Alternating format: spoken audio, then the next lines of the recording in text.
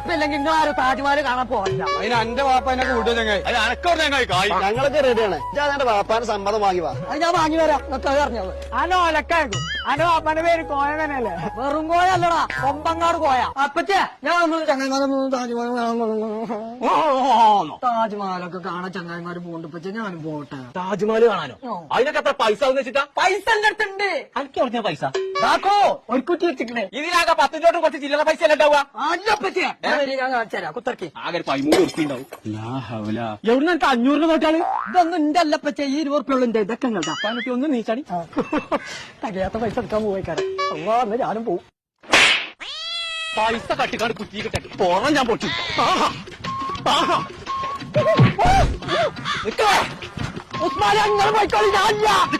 എവിടങ്ങൾ എല്ലാരും കൂടി പോണ്ട്? ഞങ്ങൾ താജ്മഹൽ കാണാൻ പോയ 4000 ഉറുപ്പുള്ളൂ. ഫുഡുണ്ട്, റൂമുണ്ട്.